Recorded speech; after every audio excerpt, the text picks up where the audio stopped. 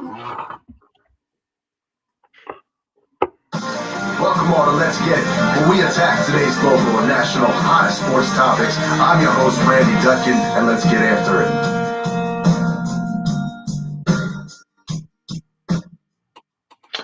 Good evening, ladies and gentlemen. Welcome to Let's Get It. I'm your host, Randy Dutkin, along with my co-host and producer, Jason Price, and always co-host, Coach Marcus Bullock, coming to you today in a little different form than we're used to. We are here doing it remotely from each of us, but we are trying something new, so bear with us today. Coming to you on have been with you guys in about a week or so. We got a lot to cover. Going to get into the Phillies, going to get into the Eagles, going to get into the Sixers stretch run.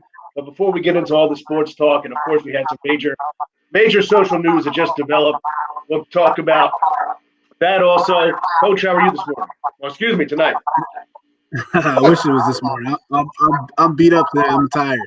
But no, all is good, man. You know, it's funny. I was talking to my wife the other day, and we are completely in the post-quarantine of our life, meaning our kids are at full blast with their sports. We're running around like crazy, and it caught up to us. We're tired. But no, other than that, all is good, man. And, a lot going on in sports, so I'm excited for this one. No, and I hear you. I mean, I was just saying that today that, we got everything back up and running. I know, like I said, with your sports, the coaching is up and running. I see Jay's on his drinking water game there. Yeah. So is that the gallon? Is that the motivating gallon, Jay? Yeah. I guess. I mean, just when you see it, it's motivating. So I don't know if that's what it's called or whatever. But shout out Gina Giovinazzi, who put me onto the water bottle. It's like, you got time frames on it, right? Well, that's what I mean. Yeah, because and it says like you got this, and here we go. Yeah. All right. Yeah. I hover somewhere around good morning and never give up. I don't know if I reached bingo good job, because I mean we still gotta work a job, bro. So I mean, I don't know what it feel. I don't know if y'all know what it feel like to go to the bathroom like every 10 minutes. Every 5 minutes, man. That's what I'm saying. No, I know. I hear you. I understand. But how are you doing, Jay? Besides the water account? No, I'm doing all right, man. You know what I'm saying? We had some, some concerns and some issues or whatever, but we're navigating. So, that's a good thing. Shout out to my stepmom. So she's on the mend. She's doing better. I talked with her today, finally. Yeah. She's been asleep for like 3.5 days, bro. So finally was able to talk with her a little bit. So we thank God for that. But other than that, though, man, we're just persevering. Glad we got some good weather. My grass seed finally gets to get watered tomorrow. So I'm happy about that. Let some germination happen. It's funny you say that, because where I live, they do the landscaping and whatnot. And I was like an old man out there because I was monitoring landscaping. And I'm out there on the patio with hands folded. Like, you better not say nothing, though. You better not say nothing. No, not at all. No, because, and of course, like this year, I did the stones on my little garden area, and I set up 2 folding chairs, and I put signs on it. Please do not mulch. Just so that they wouldn't put the mulch over my stones. Okay. And, the guy was like, we got you. But, it's funny. That's how I know I'm getting a little old, because I'm looking at monitoring the landscaping. So, and I got to give a shout out. I know I don't want to get yelled at. And of course, my girlfriend Bria was very big on helping with the garden area. Okay. So you're learning. You're learning, Randy. You're learning. You got to give the shout outs. Absolutely. You got to give credit where credit is due. So we know we got a lot to talk about. Even before we get into sports today, obviously, the verdict was given out in the George Floyd trial, guilty on all charges, and I know that that's something that a lot of people are very happy to see. What are your guys' immediate thoughts on that? For me, it was definitely, happy that it happened, that came out the way that it did. I mean, I think the crazy part, and I try not to look at the negative in this whole thing, but we were really concerned that he was going to get off. Even with all of the evidence and everything, it was still up until that verdict came out. There, even in myself, I'm like, they're not going to convict him. They're not. So, it's definitely a win. It's definitely, but it's not like the end. I think hopefully it's the beginning of what can become more of a conversation that we've had, more justice. But at the end of the day, it's a positive thing for that this came out this way. And I was talking to one of my boys, shout out Fred, who's been on the show. We were talking about yesterday and how the NBA was preparing all the teams in case of what the verdict could have been. We might have to shut down games. We got to be prepared for the riots. Like, that's how crazy it was that this was a real possibility, even after all the evidence that was out there, after the defense got, from the trial got beat up bad by the prosecution, there was still that thought of what was going to happen. So, but at the end of the day, it's a positive thing, and hopefully this just continue things moving forward in a positive direction for the social justice. Absolutely. And I think that a lot of people were concerned that there was going to be a verdict out there that was not going to make a lot of people happy, that was going to set off a whole nother string of events. And I think that, like you said, Marcus, this is a big step in the right direction. It's a small step, but it's a step in the right direction. Jay, what are your immediate thoughts? All right, so hey, real quick, just because, like I said, we're a work in progress when we work into with this, you know what I mean? So when everybody, like, we take turns talking, we're just gonna mute the mics and whatever, so there's no echoey or whatever, all right? So, but my thoughts are, in regards to this is I'm happy to see it finally, kind of work out in a decent justice favor. I'll say that. So I'm happy about that. It's unfortunate that the whole incident happened. It's unfortunate that, I'll be honest with you, I was kind of on my toes, same as you, Coach. Like, nah, he's gonna get off. And they were even planning. That's the thing that's really alarming if you think about it, right?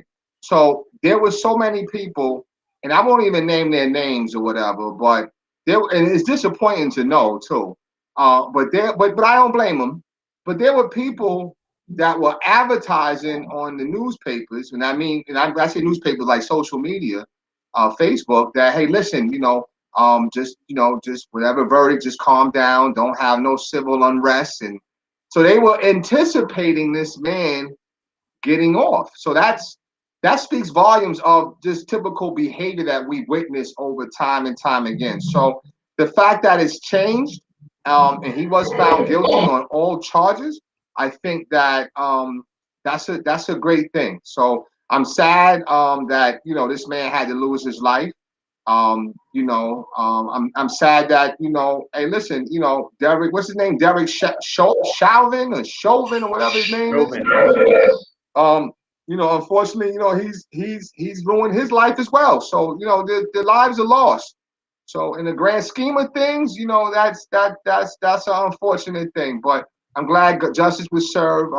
You can never replace a life, but I think that with the George Floyd family, they could sleep maybe a little bit better, very little, but maybe a little bit better. So I'm happy about that. Absolutely. And I know even before we hit the practice today, at school, myself, the other coach and two other coaches, we talked to the boys about, when you get home tonight, we're not sure where we're going to be, in society. There's a big verdict coming out, in a team where, you got African-American, Hispanic, and, you're led by two white coaches, and it's like, we are going to could face different things that other teams face. And we discussed with them, whatever happens on the field, we got your back. We are a team. We're with you. And we don't want you fighting your fight. We're here to fight your fight. So it's interesting how it's not just the top at the top. It's all the way down so that, how it impacts everybody in society. So we're happy to see that, get the message to the kids. And I'll tell you, a shout out to the coach that I'm with, Coach Tom Henson, who is my head coach at Camden High.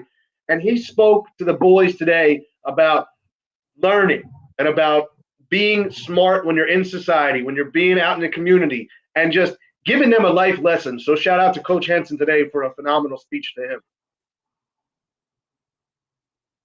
So, but I'm glad we got that, discussion. Is any other thoughts on that before we get into, our sports talk, gentlemen? I mean, the only thing I'll kind of throw out there, one of my teammates from college, Damian, lives in Minneapolis. So just kind of following him on social media today, he's talking about how, they have the National Guard out with machine guns and all over the streets. And, and like you said, it's crazy how, like, we were so worried about what the outcome was going to be. And I just think that's like a huge sign of where we still are with this whole thing. But Jay, like you said, Randy, I think you said the same thing. Today's a win, and we have to celebrate the win for today. But we got to keep moving on. And just to add to that, and that's the thing, that's the sad thing. You're right. Today is a win, but think about it. It's a win when another life human being go to jail. You know what I'm saying? That's it. Right. So I mean, but there's justice though. So the consequences is definitely warranted.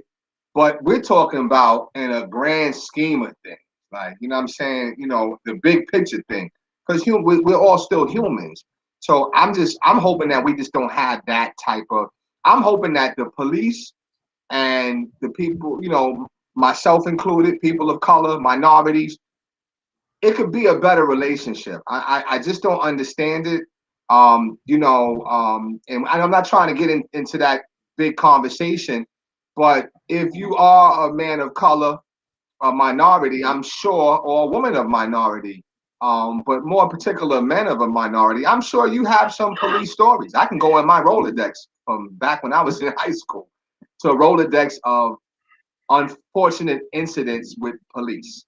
You know what I'm saying? I was in grad school, riding on 95 in Maryland, and they had dogs on me at 2-something in the morning with my daughter Naya asleep in the car, and told me I should be used to this. You know what I'm saying? So these relations, it's a mindset. So I'm hoping that this puts all those cops on notice that, hey, listen, you do this type of behavior, this is what's going to happen. I mean, even in my own hometown. I mean, I live in Voorhees, right? I've been profiled. I mean, I was sat me and Eddie Robinson. We sit on the side of the curb on Main Street for an hour and a half, 2 hours, because we fit the description of a bank robbery in Malton. We just came from the Blue Barn playing basketball. We all soaked and whatever. You know what I'm saying? But we still, so I hope that things do change and move in a better direction. So, and hopefully it starts with this. No, absolutely. And like I said, I'm glad that we were able to have that discussion. Like I said, it's a discussion that has to be ongoing. And I think that's the important part of it, is just that, it's not like, okay, and a lot of people will say, okay, you got what you wanted, now we can kind of put that to bed. It's got to be a conversation that's consistently has to be had, and, but like I said, it's a step in the right direction today, and hopefully one small step for man, one giant leap for mankind, to quote an old time saying. But, who said that saying though? That was Neil Armstrong. Oh man! I was just testing you a little bit. That's all. Don't test me on my NASA knowledge. I'm a space junkie. I always joke about the one time I may have said this. I was very big. I may have told you this joke, and I was young. I was like 9 years old. I was big into the stars, the constellations, the planets. I had a telescope, the binoculars, whole 9 yards. My brother, who was 13 at the time, he comes downstairs. He goes, "Hey, Rand, you got to run outside and get the telescope. Uranus is visible." And I was like, I was psyched. I was like, oh my God. Because it's never visible. Like, you can't see that. So I run in the garage, and I've got the telescope out in the front yard. My brother's in there cracking up. And he's like, "You dummy, it ain't the planet, it's your butt." And I was so mad. I went yelling at my mom. Oh man. So you were kind of excited, like how you felt about Carson. Why we got to bring it back? Why? It's a dead topic. It's like a similar elation that I've noticed. Just a similar glow just talking about NASA. No, there's no more glow talking about Carson. Okay, yeah, okay. Sure. But I would have liked to have been able to glow more about my Phillies, but we had a lot of struggles to start the season. 2 weeks ago, you was definitely glowing 2 weeks ago. I was glowing 2 weeks ago. You're right. I mean, it's funny. They're off to an 8-8 start. People are complaining about what's going on with them. And honestly, what's going on with them is what a lot of people expected. They have a struggle out of their 4 and 5 starters. They're getting nothing out of that. The Pen is doing all they can. And, our offense, which was supposed to be what carried the team, is not there right now. And also, I don't know. I know you said this, Jay, in other conversations that we had about Girardi. I'm starting to question how good of a coach Joe Girardi is. Well, I mean, I listen, we don't really like him in New York. So, we're not really a fan of his. I mean, like I said, we like Posada more than Girardi. But, he was a Yankee, so we respected him and whatever like that. But we're not really into him like that. But by the same time, I think you guys are missing a big piece though. So you're missing Archie Bradley. So that has to account for some things though. I mean, no, but you pumped him up. Again, so I mean, he's not playing right now. So you could use that middle. He's like a middle reliever, right? You could use that middle reliever, kind of, helping to kind of shore that, that starting pitcher up. That's I don't know. But Aaron Nola had a complete game recently. I know. He did have a complete game. Oh, he did. That was a big time start by him. It's an interesting debate of whether or not Aaron Nola is an ace. And, it's been coming up a little bit recently from a lot of people whether or not he's an ace. I like to say that he's a strong number 2. I don't know if he's an ace. But he has ace-like performances. Like the other night, that's what we needed. But like right now, I almost feel more comfortable with like a Zach Wheeler going out and pitching. Like if I need one game, I'd almost rather give it to Zach Wheeler. Oh. So. Yeah, I don't know. Oh wow. I mean, when you look at the teams in Major League Baseball, how many teams would Aaron Nola be their best pitcher on? And I don't know the answer to this. Good point. How many teams would he be there? I would probably say he would be the number 1 starter on at least 20 out of 30 teams. Yeah, he's an ace. Yeah, he's an ace. I mean, yeah. I'm not even sure why you say he's not an ace, because even does ace mean only number 1 starting pitcher? Yes. Oh, so let's go back to 2011. So there was only 1 ace on that team. Well, they called him the 4 aces. But the ace on that team was Roy Halladay. Roy Halladay. Okay, that was the numero uno. That was number 1. Okay. But even in that situation, if you have got multiple guys, and that's kind of how I look at it, and obviously I'm a basketball guy. I bring everything back to basketball, and right. When they talk about closers in basketball, like that's kind of like who's your guy down the stretch. Okay. And some teams have multiple guys that can do it because they have multiple great players, but then there's some teams that have none. So I mean, just because, and I get what you're saying, Randy, just because he's the best pitcher on this team doesn't mean he's an ace. But at the same time, if you're telling me he'd be the best pitcher on 20 teams, I think he's an ace. He's an ace. I mean, you know what? Let's go. I mean, because like Randy Johnson and what was that? Curt Schilling, right? Still 2 aces, right? So I mean, but I get it. I get what you're saying. I think Nola is an ace. I think that, he struggles. Aces struggle sometimes. You know what I'm saying?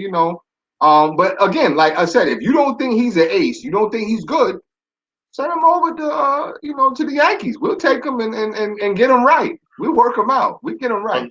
The Yankees are struggling right now. Struggling. There's no panic though. You're not gonna hear me like disrespect them or it's no panic right now because it's still early. I listen. I when I was in high school, I drove a carburetor car. We had to warm it up a little bit. You step 2 times on the gas and start it up for about 20 minutes before you could go. So, I mean, it's 5 and 10 right now. We'll be okay. We'll be okay. We don't panic.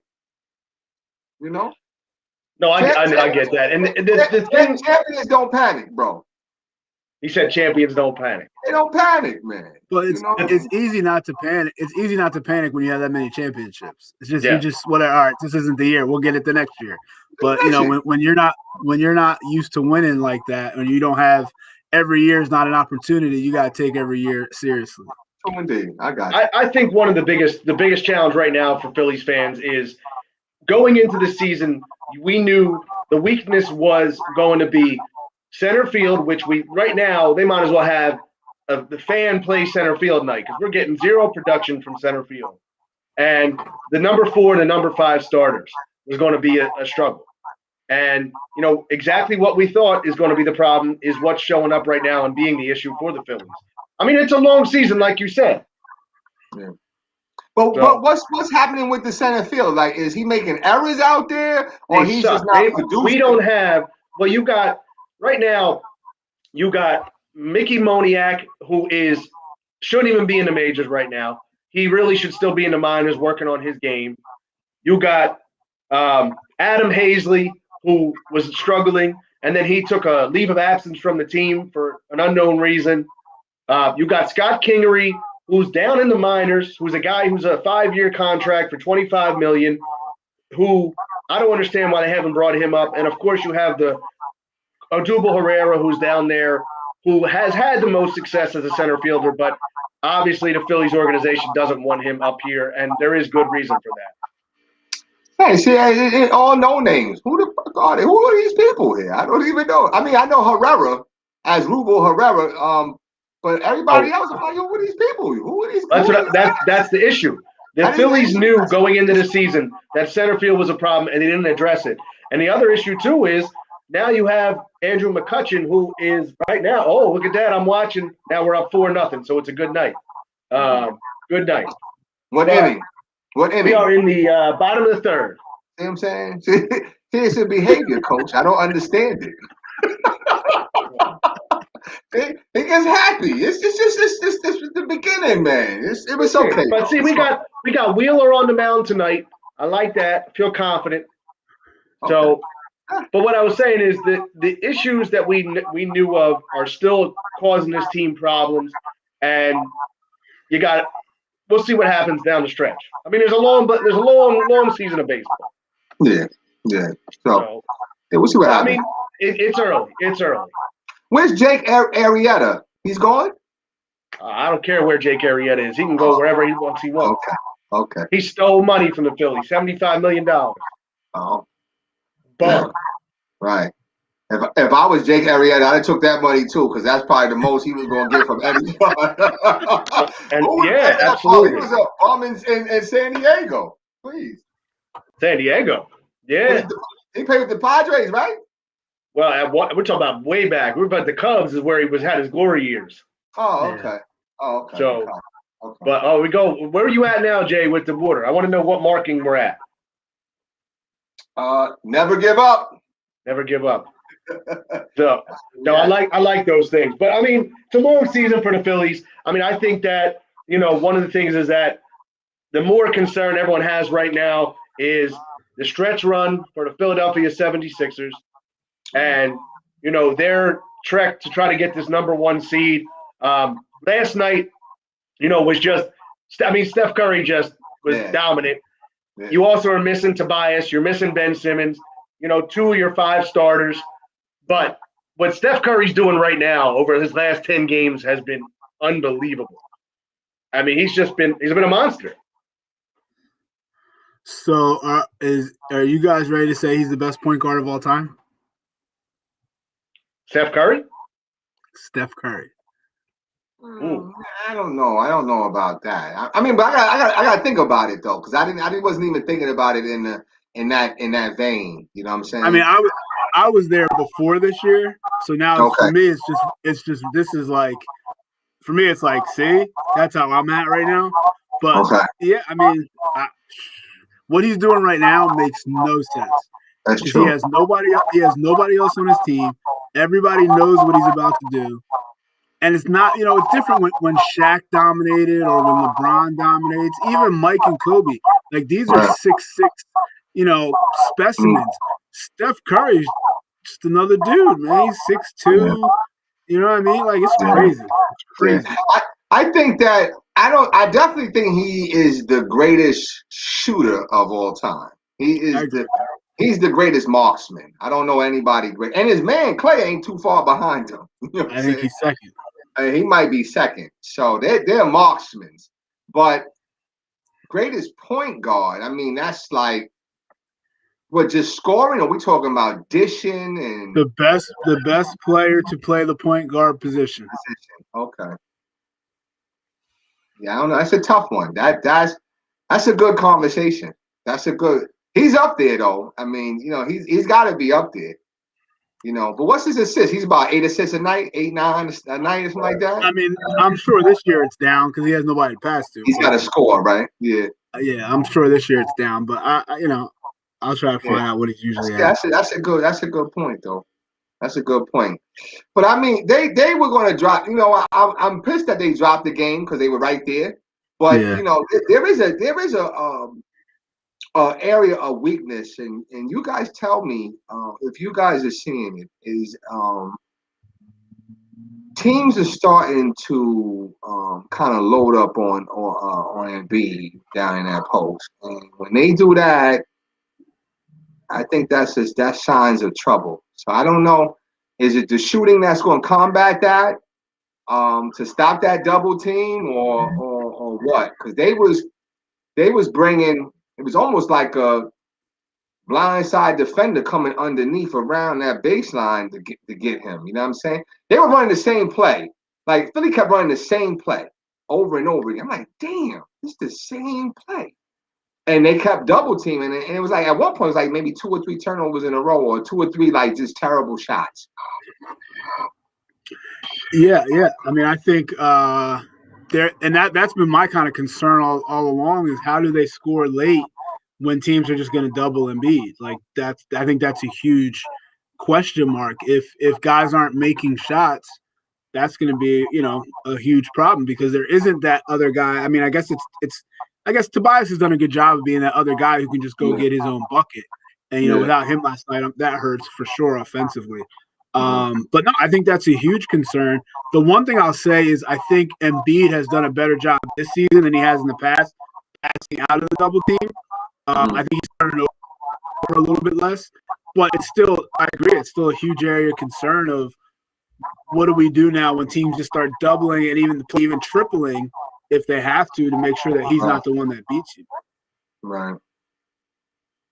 Yeah, I don't know. I think George Hill is going to bring a little something. He looked okay. I mean, he hasn't played in a while or whatever. So, but he looked all right. Maxey looked okay. I really like Thibault. I think Matisse has to start against certain squads, against certain teams. He's going to maybe have to start. I was impressed. Go ahead. I was impressed by his offensive game. Yeah, but he's like Korkmaz, you know what I'm saying? Like you're not going to depend on him for nothing. No, but I mean, if he can get the thing about Thibault though is that, and I know you're bringing him in for his defense, but if he can up his offensive game a little bit, that adds so much more. He's going to have to because they're going to have to be able to score. I mean, everybody's talking about defense. I agree, but at the end of the day, you're not stopping guys. Like you're not going to win the game scoring 85 points. You're going to have to score 100 points to win games now. But at some point, you got to score. Right. And it's. I think it's going to be interesting to see what Doc does with the rotation and who gets left off the playoff rotation. Does Korkmaz play? I mean, Doc seems to like Korkmaz, but does he play? Like George Hill's now playing, so that takes up a spot.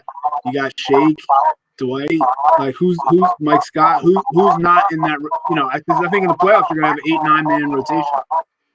I think it depends on the round, though. I think you're right, Coach. If I'm thinking anything, I'm sitting Mike Scott's behind down. He's not really giving you nothing. But I will say, you know what? You know who could really be part of at the bottom tier of most improved? Shake Milton. Shake has shown me something. He's bringing it. You know what I'm saying? So I feel like he's going to give you something in the playoffs. I'm not big on the Korkmaz though, because I think Korkmaz is going to have his moments. But I think once they put that D on him and put a little body on him, he's done. He's done. So I don't know. I like it. I think Shake's really going to benefit from having George Hill because now he doesn't have to handle the ball. He can just worry about shooting, scoring. And I think because a lot of, especially lately, Shake's been turning the ball over a lot, hasn't been as efficient. So I think now with George Hill out there, I think that'll help Shake out a lot. Yeah. Yeah. He won a ring, though. Did he win a ring with San Antonio? Well, he lost that year. Well, he might have lost that year. I know they mentioned it the other day. I was like, yo, you know what? He probably did win something with San Antonio or whatever. But, I mean, I like our chances, though. I still don't feel like we have – I mean, we have to play defense, but we got to be able to score. And we got to have some X factors. So, that X factor got to be like maybe a Korkmaz or maybe even a Maxey. Tobias has to continue to be, that all-star that got snubbed. So if he can do that, then I think we'll be in good shape. No, I think we will too. And here's the thing. No, he did not win it. He was on the Spurs when they lost. Yeah, he was on the Spurs when they lost to the Heat. Yeah. So so here's my other thought. I know that everyone talks about the Sixers and whatnot and how big getting that number 1 seed is. I mean, we know that. I mean, I know that. It was I have to look. I'm not sure if it was a 2-game lead as of tonight because I know if they had won against the Warriors, it was going to be a 3-game lead. What are your thoughts? And obviously, the biggest team we're all concerned about is Brooklyn, or at least I think most people are. I mean, I would get your thoughts on that too, on what team you're most concerned. But Brooklyn just seems to be a mess. I mean, every day it's a different situation, whether it, KD just got injured again. It's a thigh contusion. Kyrie, you're not sure, you don't know. Obviously, he can just suit up any day of the week and drop 50. So if he's on the court, I'm not concerned whether he hasn't played in 2 weeks or he's been playing every game up to that point. But what are your thoughts on the Nets right now as being the Sixers, if they are the Sixers' biggest competition? I mean, I'm super concerned about the Nets because I think they're similar to the Lakers right now, where they're not really worried about what seed they get. They just want to go into the playoffs healthy. So, I feel like if these were playoff games, I'm sure these guys would be playing, or at least I think. So I think that's a huge thing that they're trying to do now is just get healthy. So what they're doing right now, I don't take much stock in it. I think the first round of the playoffs for them is going to be where we see who they really are. And I don't think we're going to see it until then because I don't think they're going to risk KD getting hurt or somebody getting hurt before that because they have a legit chance to win a title this year. So they're going to do whatever they have to do to make sure that they go into this full blast. But I still think getting that number 1 seed is huge. We're 1 game up right now.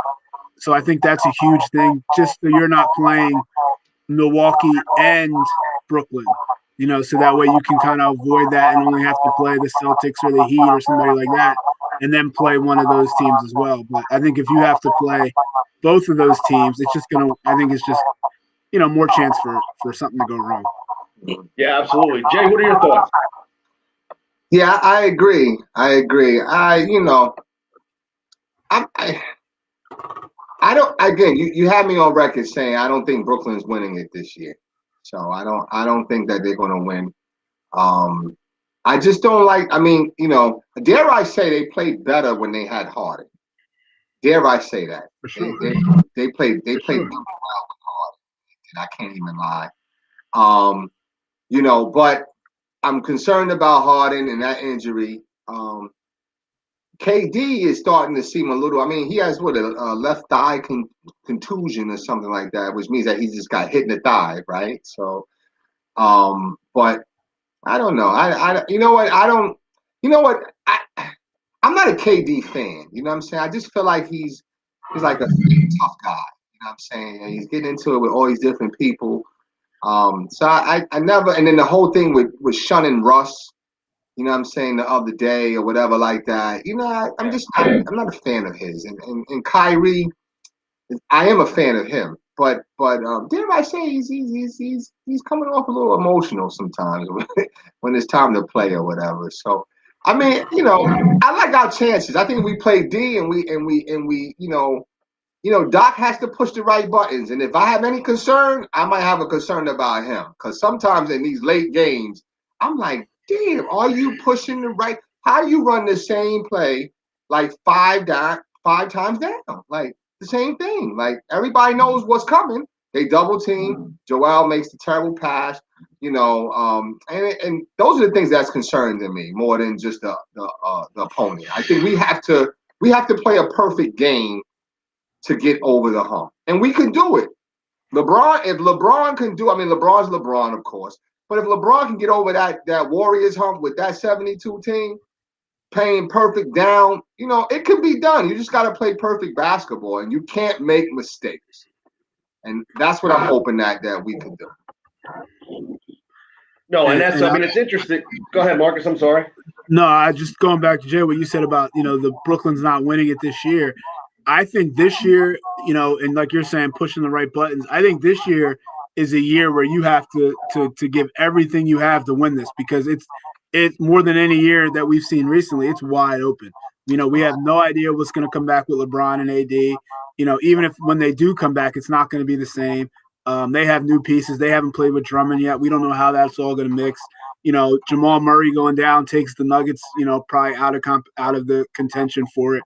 Nobody really believes in the Jazz or the Suns. Nobody believes that hype.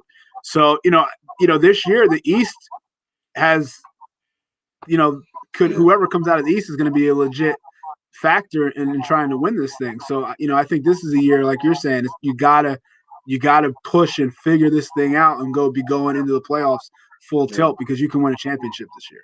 Yes, you can. I totally agree.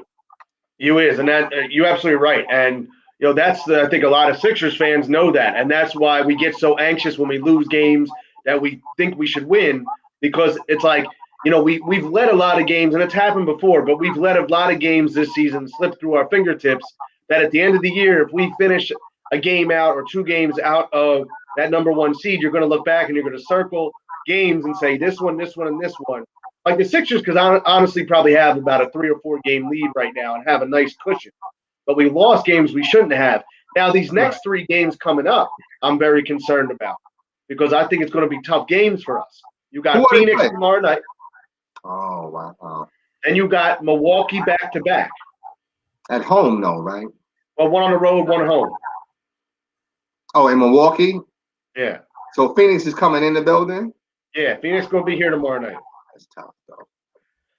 And it's going to be tough, because I could see the Sixers slipping up here and going like 1-2, and depending on what Brooklyn does, because I think mentally too, and it's going to test a lot of toughness for this team. If they do fall out of that number one seed, how do they respond? Yeah, I mean, I think they have to go 2-1 in these games. I think that's huge. But you know what's funny? Like at the beginning of the year, I would have had no faith that they were going to be able to do that. But I'm confident that they can do it. I think they can beat the Suns. I think they're going to beat the Suns. I think they're going to split with Milwaukee. And I only think that because I think Joel's going to sit one of those games. So, like, maybe I'm crazy now, but I trust them now in big games. And to me, it's like the Philly thing. I don't trust them when they're supposed to win. I don't trust that. But I think in these big games, I feel like they come to play. Now they may not win them, but I think they're going to be in it. I think I think they're going to have every opportunity to win all 3 of these games, except for maybe one if Embiid sits it. Which sucks that we have to keep saying that, because like at some point he just needs to be on the court. Yeah, I agree. I think the one that I think we split Milwaukee. Even though Milwaukee doesn't scare me, though. They don't scare me. Phoenix scares me more than maybe Milwaukee. I don't know why, but I just, you got a floor general in CP3, and you got Devin Booker, who's a machine. So they make me nervous. And their style of play makes me a little nervous. But I think I think you're right, Coach. I gained a little more respect for them on that road trip, even though they had some luck their way, but they gained my respect a little bit more. You know what I mean?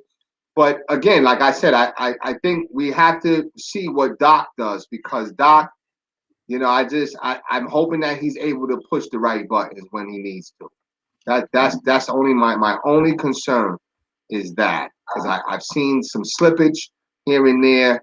And if you look at even the recent losses, I mean, we've had the lead or been right there in the last, moments Right. of the game. You know what I mean? But is poor shot here, what I'm saying, terrible shot there, just, Matisse shooting a three, that's, like that's not, that's not who I want shooting and when we need to, kind of match Curry's greatness. I don't want Matisse trying to shoot a three. But, Curry had 49 last night, so you chalk that up, right? So, let's see. But the defense is there. The D is there. What they need to defend is there. But even in one seed, if they get the one seed, like Boston makes me nervous. Oh, yeah, Boston makes me nervous a little bit. Jason Tatum's been on a tear. Yeah, Jason Tatum's been killing. Yeah, he has. He makes me nervous. And not Indiana maybe, but it's another team. Toronto, I think is Toronto in the mix? Toronto's gonna be out. Okay. Yeah. Okay. But Boston makes me nervous. And don't sleep on them Knicks, though. Don't sleep on the Knicks. The Knicks are balling. It's funny. I know it's not going to happen, and I want to get into this conversation. Because now we're getting counted down the stretch. I want to get into that MVP conversation a little bit because there's Don't even bring him up. Who? Julius Randle. I hope you ain't bringing him up. Listen, he's had some amazing basketball this year. No. Absolutely not. I'm not saying he's the league MVP, but he's playing at an MVP type level. Nah, he's not even in the conversation to me. Well, that's because he's playing. Coach? No, I don't think he's in the MVP conversation. I think he's most improved player. That's possible. But I think him being an all-star, he should have been high. I guess a higher picked all-star than he was. I know he came down to like one of the last ones picked, but he's having a great season. He's having a great season, and Yeah, that's it. Yeah, that's it. Listen. I think that he's played some great basketball this year. I just want him to get the recognition that's all I'm saying. His recognition needs to be there. I agree with that. I definitely agree. Now, you were talking about the conference overall.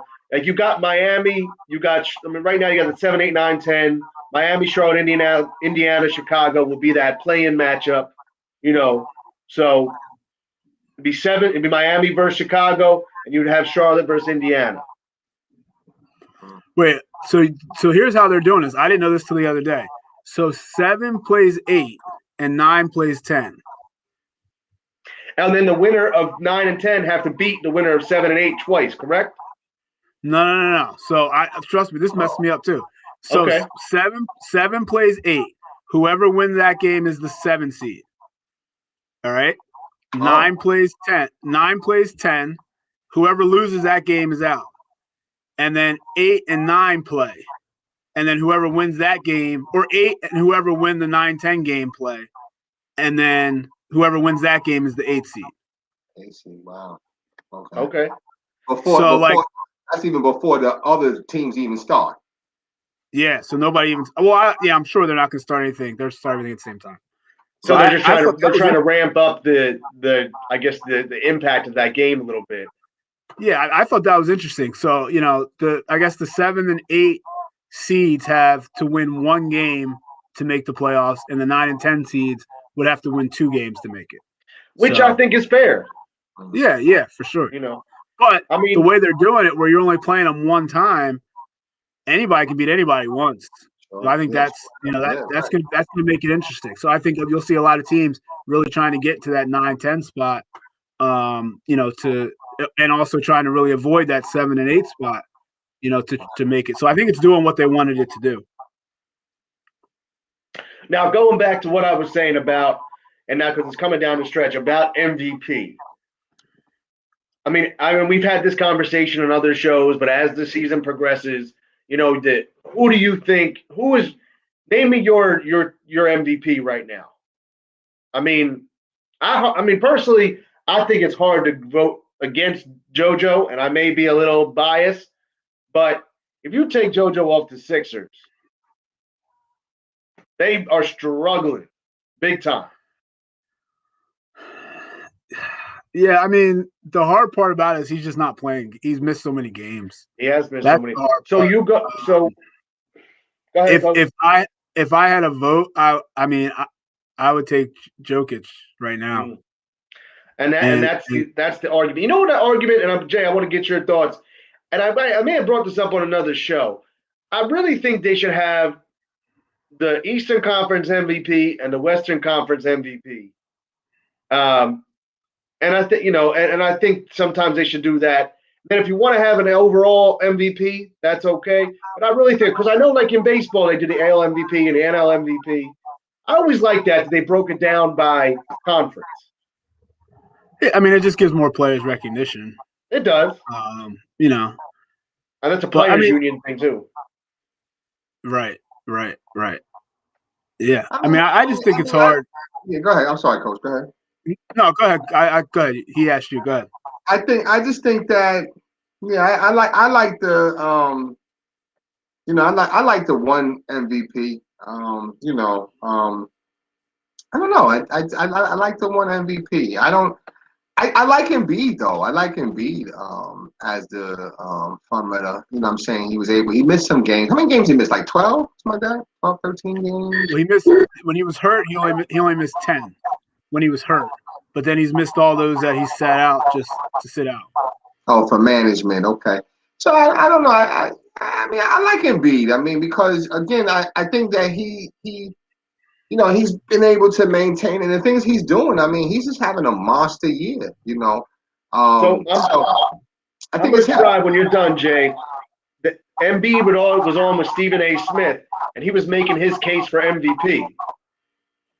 Okay. So I'm going to try to see if I can play this, and we can see what he says about him being MVP. Okay. I mean, yeah, let's try. It's worth a shot. You know what I mean? But I mean, yeah, I mean, I think Jokic, but Jokic is in Denver, so I don't know. Does he get the recognition that he should get? You know what I'm saying? I don't know. It's in Denver. I mean, I don't know how much. I hear what you're saying, but I think also depends how they do with Jamal Murray going out. Yeah, very true. Very true. So how do they perform down the stretch? If he carries them down the stretch, right now they're what? They're the 2 seed. No, they're like 4 or 5. But the crazy thing is, if they were in the Eastern Conference, they'd be like 2. Okay, all right. I want to see how they do down the stretch though, and I can hear what you're saying. I want to see if we can, if we can get this up here to see what he said, and see what JoJo himself said. So here we go. He's gonna make his case, but let's check it out. And you have the best record in the East. Let's see if we can get this working here.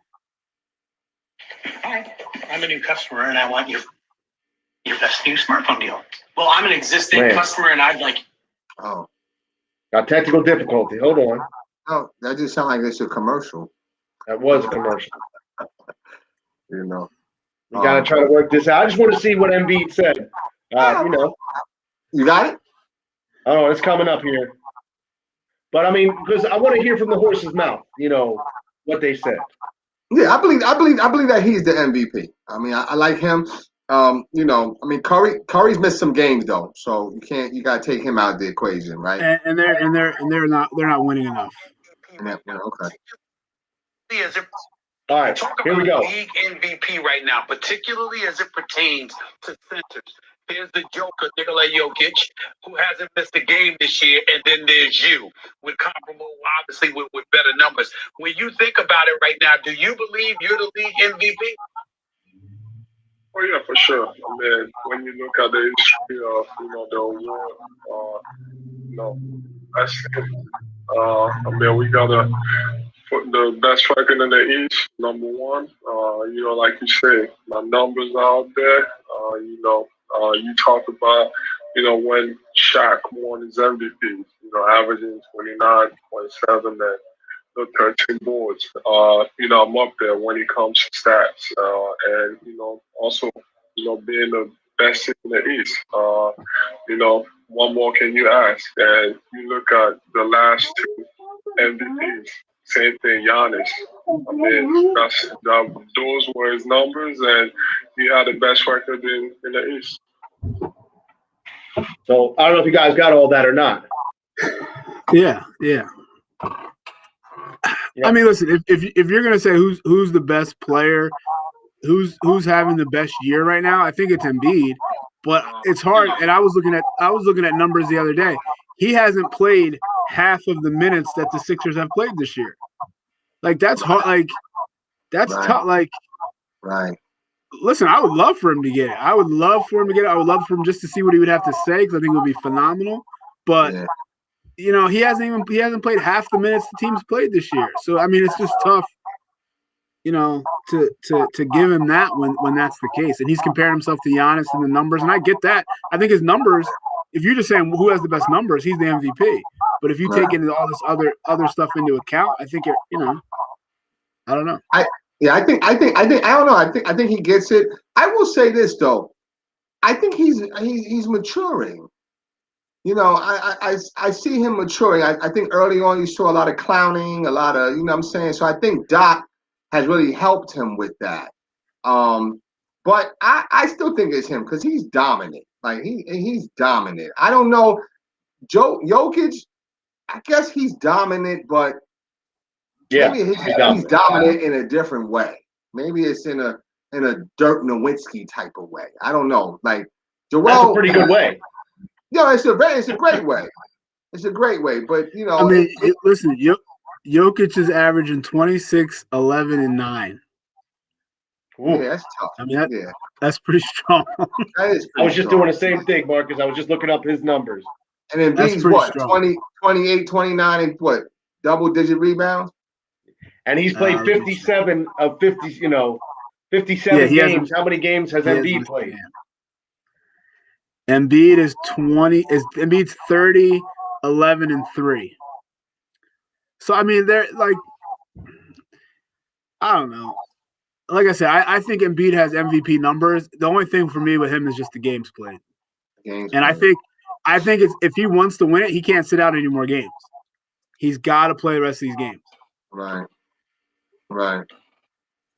But the other thing too is, like Coach said, you know, Jokic got 57 games played, 57 starts.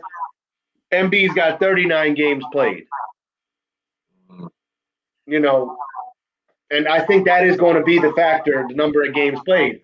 But at the end of the day, too, you know, do Sixers say, yeah, it's nice to have an MVP, but that's not what I want out of this season, is JoJo to win the MVP. I'll pass the MVP if we can get to the title. Oh, yeah, for sure. Yeah. Oh, he's only played 39 games? Yeah. 39 games. That might be a problem. That might be a bit of a problem. Because Jokic has played 57. Damn. He hasn't missed a game yet. Hasn't missed a game. So, yeah. He might get it. Sorry, Embiid. You know what I'm saying? He might get it. But listen, so what? Listen, you want to win the title, like Randy said. So it's all good. Don't even worry about it. You know, listen, you and Tobias, y'all can, kind of, complain together. You should be MVP and he should have been All-Star. It's all good. Well, you know, and I can complain about the Phillies because it's a 4-3 game now. See, this is why I get stressed. You stretched yourself out because it was still early. What inning is it now? The 5th? You're right. We're in the top 5. Top 5. Listen, I live and breathe. Listen, I'm telling you though. But I mean, we'll see what happens. I mean, we have a long way to go. I think, like you noticed too you said about Embiid maturing.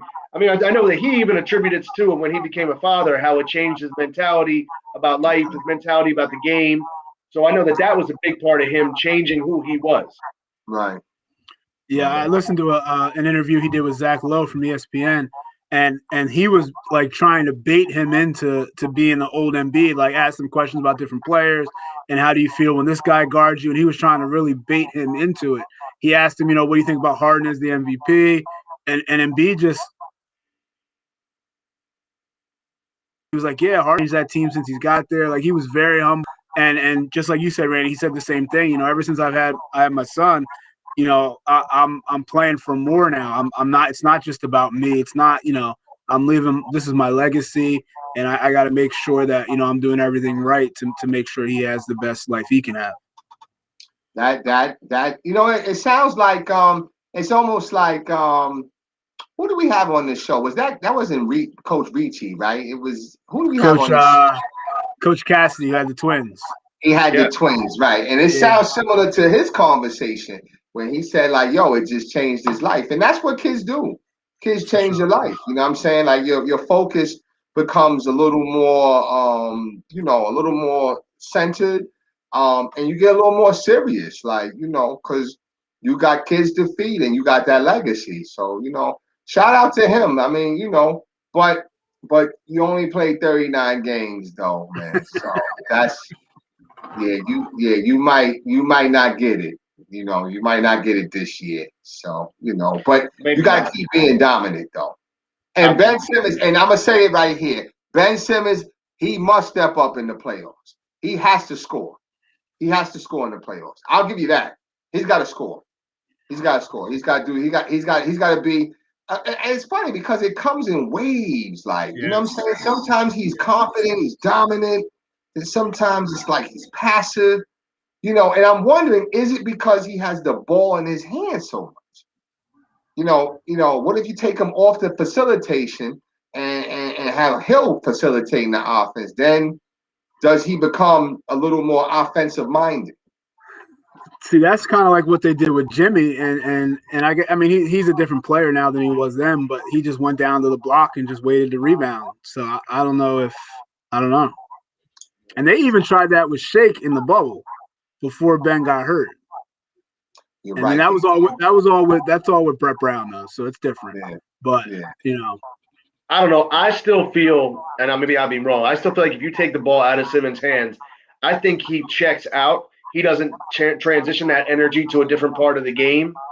I think that's why to actually get the most out of him, he has to have the ball in his hands. Yeah, I agree with that. That. But it is frustrating because, when he talks about, and you hear him say it a lot, and he'll still say it, that – I can dominate whatever I want. I can take over a game, and he doesn't want to hear anything people have to say, but yet he still doesn't do it on the court consistently. Doesn't do it consistently. Hey, listen, you have to do it in the playoffs though. Now that's for sure. He's gonna have to step up in the playoffs. He has to, or it's gonna be a short playoff series. Could you imagine Ben Simmons hitting a three to send them to the NBA Finals? Oh my goodness, that'd be wild. He won't even shoot that though. What if he was forced to? Like inbound pass. Hey, I'll say this right now: if he makes a three, if he makes 1 3 in the playoffs, I'll buy a Ben Simmons jersey. Okay. It's 8:40. Listen, it is 8:41 according to my computer screen on April 20th. Okay. I'll buy a jersey. I just need 1 3 in the playoffs. It can even be one of them. An intentional three? What do you mean? Like, not like, the end of the half where he just had to throw up a shot. I'm good. Because I don't know if you've noticed, when he does that, he waits for the buzzer to go off before he shoots it.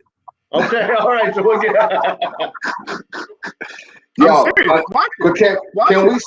can we sweeten the deal, though? Does it have to be Ben Simmons? Can you get another jersey? What do you mean? I know, and it should be a Ben Simmons because Ben Simmons, you want him to shoot the three. But if he makes the three, can you? I'm not getting a Maxey jersey. I see. That's what I want. I want the Maxey jersey. That's a waste of money. He's gonna be out of here. I want the Maxey jersey. Nah. I don't know. I mean, we'll see what happens. Like I said, it's coming down the stretch. I think the biggest thing that we're all concerned about is the Sixers locking down that number 1 seed, giving them the easiest path to the conference finals and hopefully the NBA finals.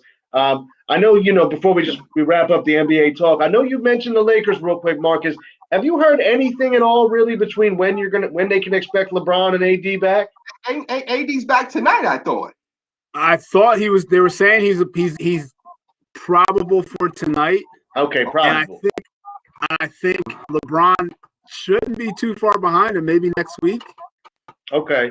Right there. Yeah. It's funny. I feel like people are just sitting there and they're just sleeping on the Lakers. Like, and I think LeBron is sitting back to like, you guys realize that I'm coming back, right? Well, the thing about it that makes me scared about the Lakers is that they've sunk a little bit, which is to be expected, but they've kind of steadied the ship a little bit. So now you got them role players being more confident. You got the what's his name, Schroeder, whatever. Dennis Schroeder, yeah. Schroeder, he's playing well. They other guys, is it THT or something like that? THC. THC, right? So wait, he's That's actually Timothy Cabarrot? THC. THT. THT, right.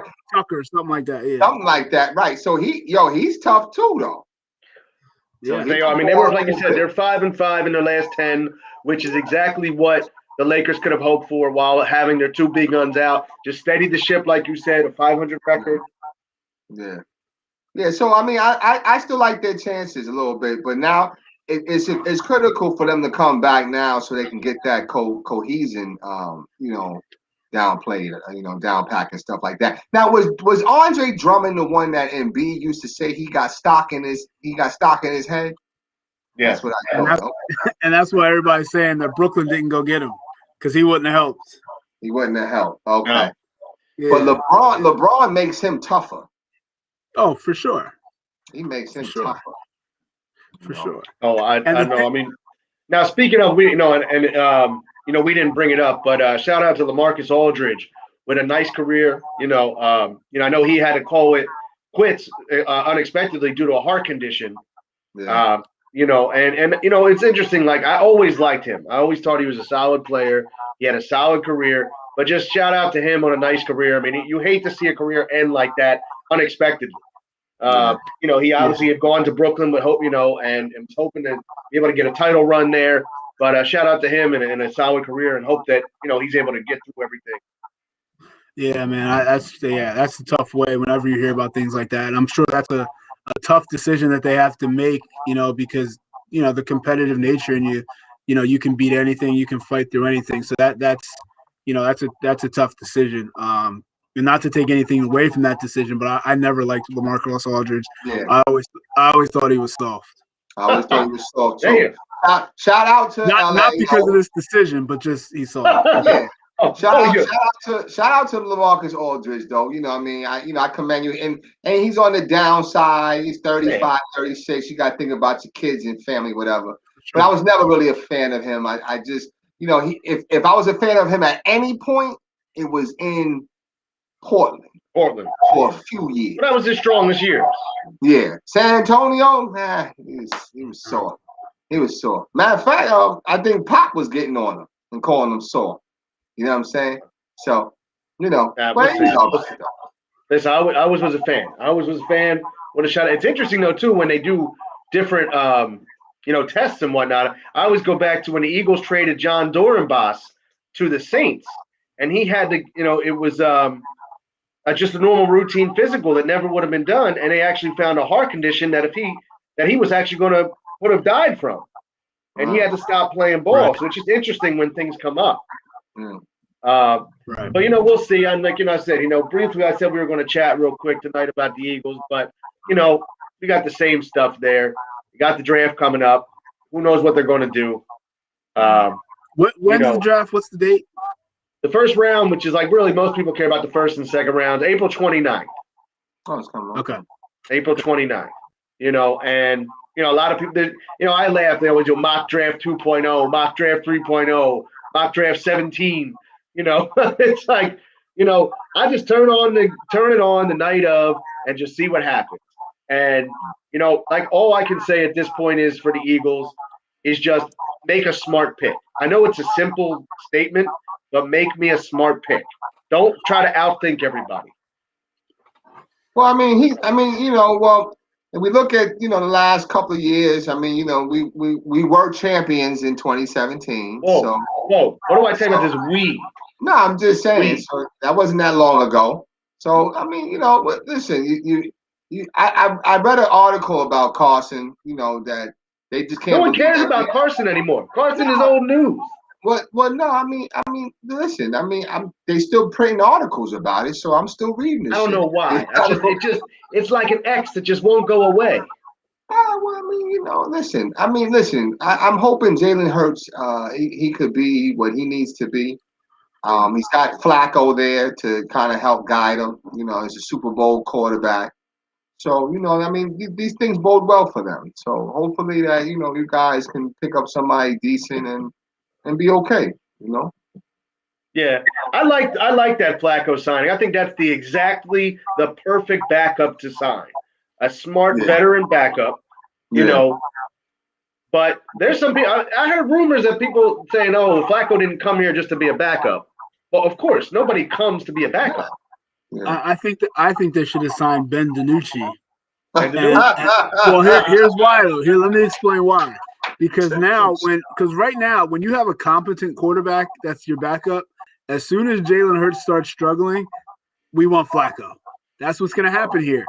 But if you had Ben DiNucci or what's the guy who's the guy? That's been here for years, Sudfeld. Sudfeld. If you have somebody like that, Jalen Hurts can be terrible, and we're not going to look for the backup. Right. What if you had Chase Daniel? Chase Daniel, yeah. Chase Daniel. I would love to have his life. I got a soft spot for Chase. He didn't play at all and just got paid. He got paid, right? What did we say if we went over his career? He had made like $40 million in his career. Yeah. And like he even came here to be. Didn't he come to be the starter for a year or something?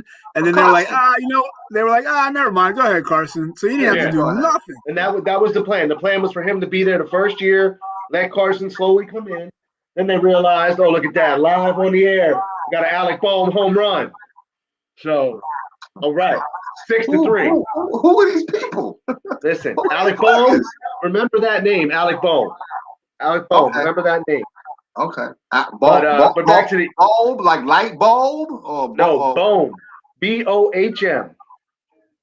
Bohm. Okay, Bohm and Bradley, B&B. B&B and Bryce. Okay. So, you should be a fan of Bryce. Hey, we gonna call him Triple B. Bohm Bradley Bums. That's what they are. Bums. But just going back to the Eagles real quick. I mean, you know what? And I don't want to get too much into it because no one knows what's going on, and there's so much that can happen between now and then. Just make smart picks. That's all. They got so many holes on the team. Make a smart pick. Honestly, I would just be okay. Like, even if you're doing a fantasy football draft and you give me the best available player at that time, if you can't be live, I would be okay if the Eagles took the best available player at their pick. Because no matter what, it's going to help them. I think that's what they should do anyway. I think that's where you are in your process. You need talent. Yes. You know what I mean? You need talent. It doesn't matter what position it is. I think you just have to get whatever players you can get. Because there's nobody on this team right now that's just like, oh, they're great. Like, there's nobody. No. And so I think whoever's there, the best available player you take. And I think you do that every single round. Yeah, I think that would be, and I think that's the smart thing, and that's what I'd be okay with that. So we'll see what happens. So we'll see. We'll see. So, but with that said, like I said, I'm glad that we were able to jump back on. I know that we had a little bit of a hiatus, with the show, but I'm glad we're back on. Obviously, we're continuing to post a lot of things. We're always looking, for additional guests. I think we have the baseball season coming up, softball season coming up. Basketball's in full swing still, so we have a lot going on. Before we get to our final thoughts, was there any topics that we didn't touch on, fellas, we want to get into? We didn't talk about Camden High baseball. Did that start yet? We got the part. Listen, that's part of the final thought. I'm hyped. Oh, okay. I'm telling you, I am hyped. We open up tomorrow against Paul the Sixth. Okay, got it. I'm telling you, I'm hyped. I'm probably more excited than these kids are. I'm gonna sleep in my uniform. You got some big league too. I got my seeds. Oh, you got seeds. Okay. But I got to do it on the low because of COVID precautions. I'm not supposed to be having seeds. Okay. So, are you a base coach? Yes, third base. Oh, you got third. Third. Yes. Oh, Okay. You know, it's I'll tell you one thing though. No matter what the outcome of this is, and I'm so proud of these kids and how far they've come. Sure. And from day one to today, I mean, we got kids just out there making plays that they never thought they would make. I mean, now don't get me wrong, when they get into the box facing guys that are throwing 80, 85, they're going to be a little shook. But as long as we can pitch and play some defense, I think we'll be in the game. And hopefully the weather holds out tomorrow because we got a little bit of rain in the middle of the day. It's supposed to rain too. That's what I heard. You'll know whether I put on the newspaper how the game went. Is it going to be live stream or no? No, there's no live stream. No live stream. Okay. So, yeah. I mean, not Paul VI versus Camden doesn't exactly get the high game of the week. No, I'm talking about on the Paul VI side. Like I'm not sure what the attendance is and whether you can go to games. From what I don't think so. Okay. We might get them. I know that when we play Cherry Hill West in next Friday, that game might get streamed.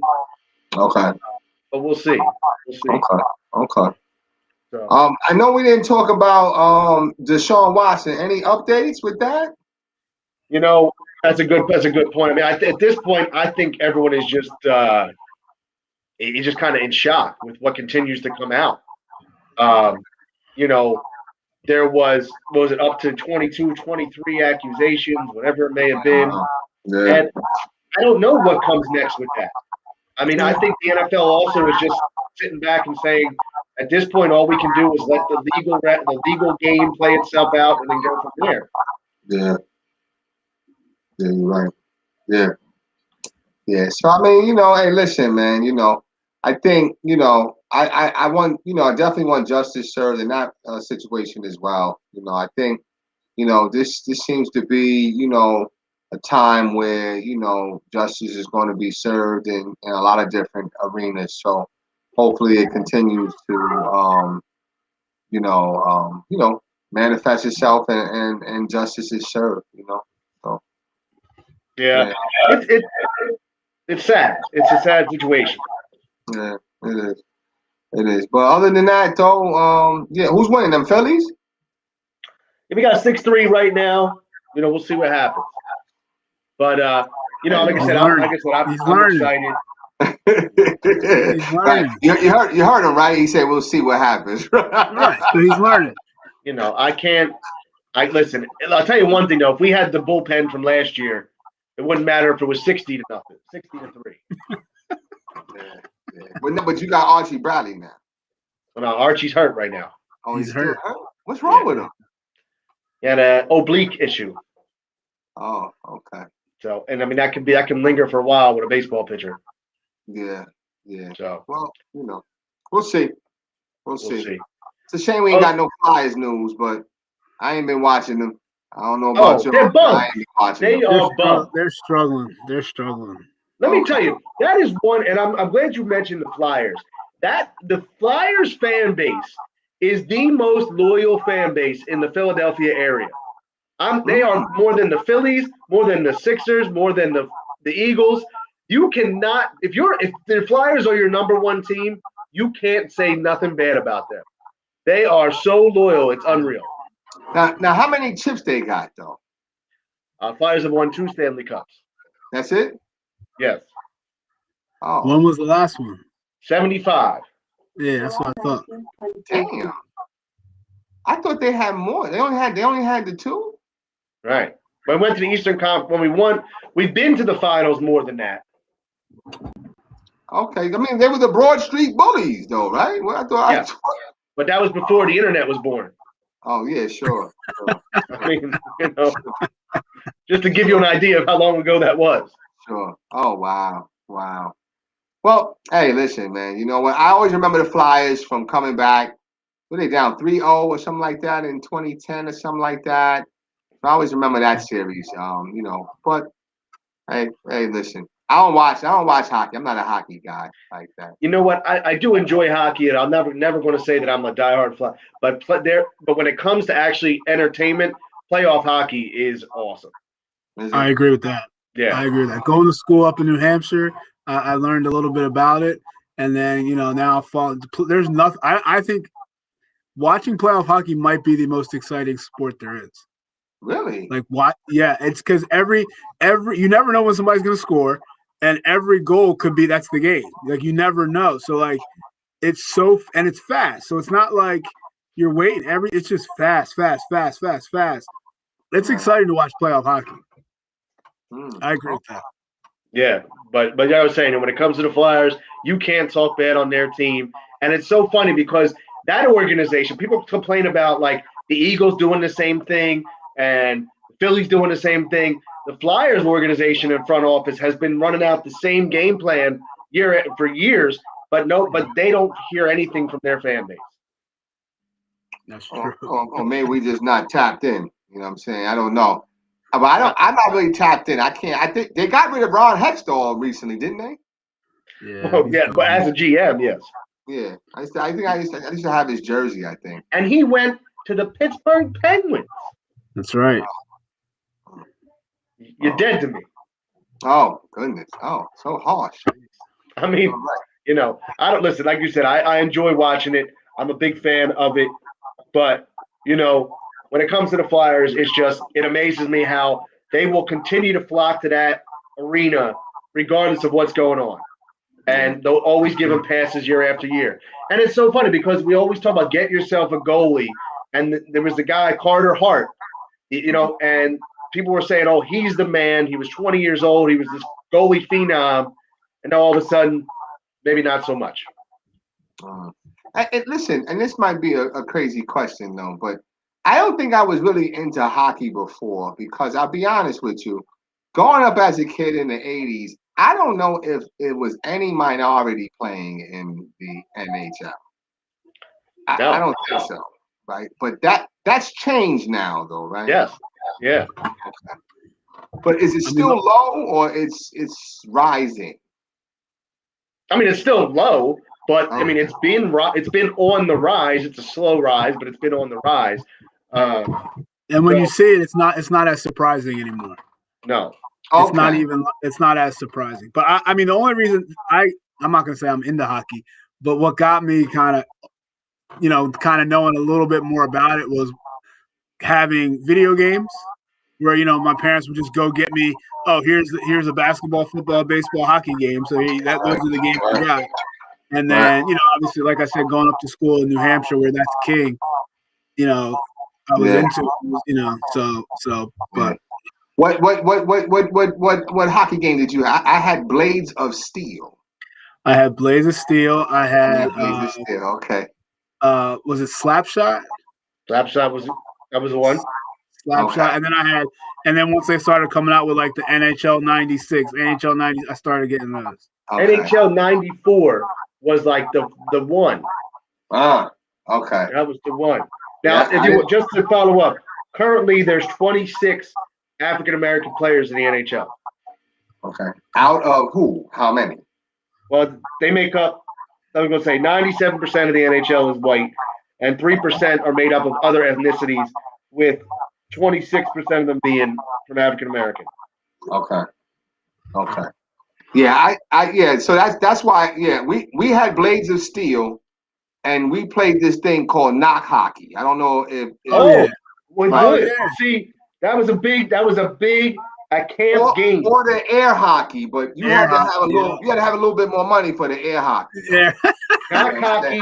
Are you talking about we had the red sticks and you had the wooden puck. The wooden puck. Yes. Wait. Yes. Yeah. When I was at camp, that was the rainy day activity, was knock hockey. Oh, yeah, no. Oh, no, yeah. I had it. I think we had that in the crib. I don't think. Yeah, I think they might have had air hockey at camp, though. No. I had no air hockey at camp. Oh, what camp did you go to? I went to the Jewish Community Center. Oh, okay. I got you. Yeah. Okay. Right. I'll tell you, for as expensive as it was, they were a little cheap on some of the accessories. Yeah. Knock hockey. I mean, Was there sticks with knock hockey? I don't know. I don't remember. Yeah. Knock hockey had 2 red sticks, and the goalie was a wooden block right in front A of wooden the block, right. But in you front. used to have to snap it off the block and could do like a shot or something, right? Well, you could do the thumb shot. You could do the thumb thing. shot. Yeah. So then you would always have that guy who wouldn't wait for you to move your hand and then catch your finger. Okay. All right. So okay. Oh, Yeah. man. Good games. Man. Good games. But, Yeah. but with that said, Jay, what's your final thoughts tonight on and all the topics that we talked about tonight? Hey man, you know what? Listen, you know what? Hey, I was telling you guys earlier, man. I just want to say, hey, listen, life is all about perseverance. It's obstacles.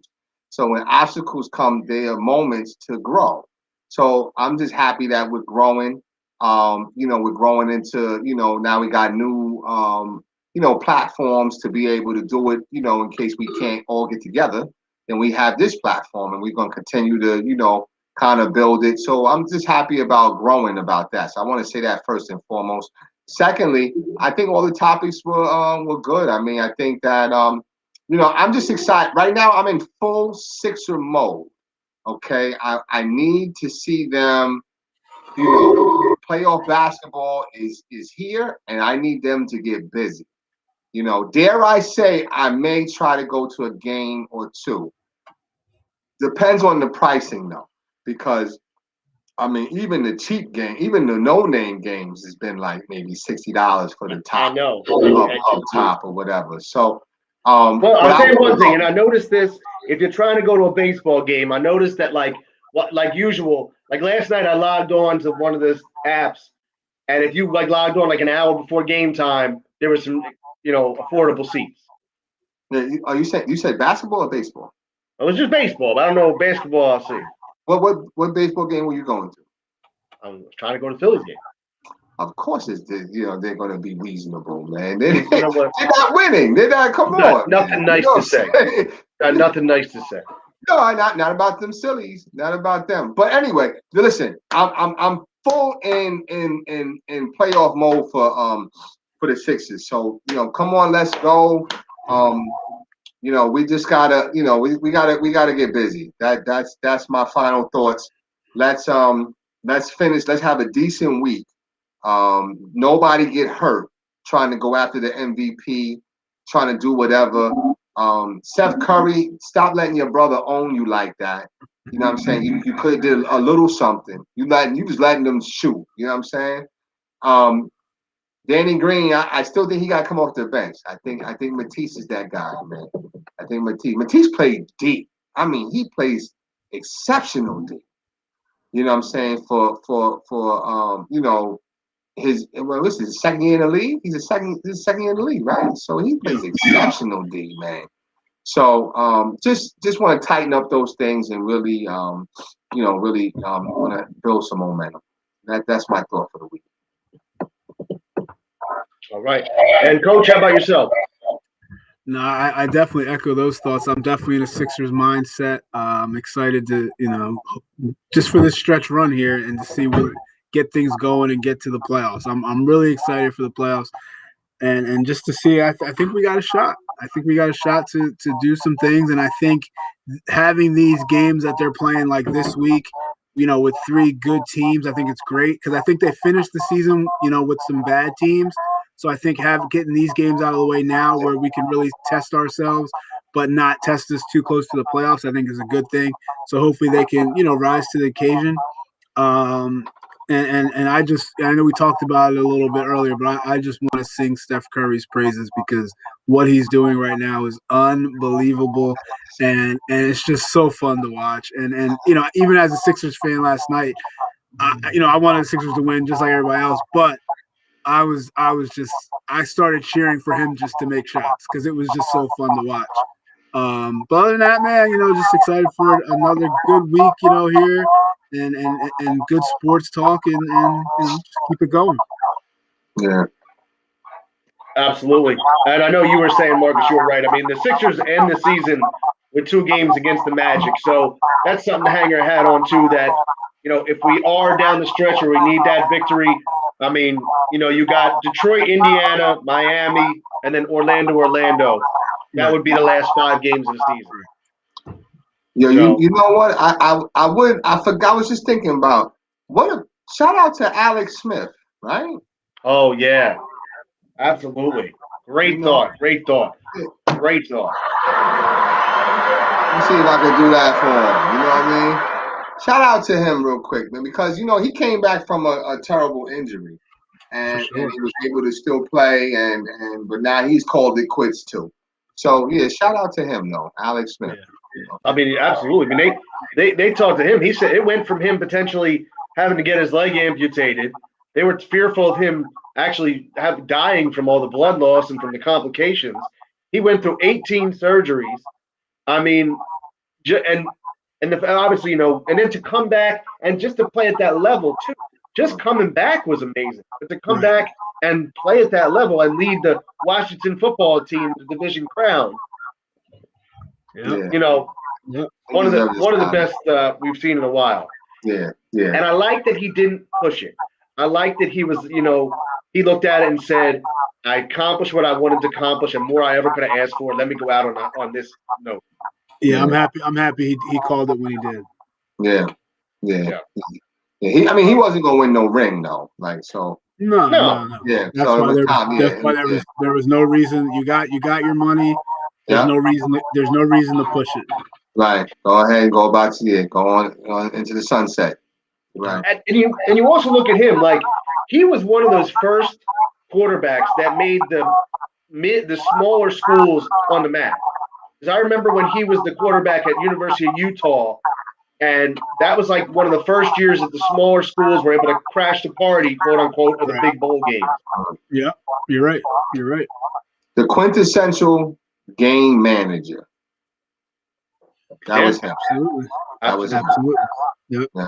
Matter of fact, he lost his job to Kaepernick. Yes, he did. Right. He lost his job to Kaepernick. So, he absolutely did. Good stuff. Like I said, great stuff tonight. I love, like you said, I love this new platform. Once again, we're going to get back up and running with our guests on the show. So anyone watching out there, listen, who wants to jump in, wants to join us on, shoot out a message to myself, tag us on the page. For Marcus Bullock, for Jason Bryce, I'm Randy Duckin. Appreciate you watching. Let's Get It. Check us out on Facebook Live, on YouTube, the Four Walls channel, and we'll catch you next time.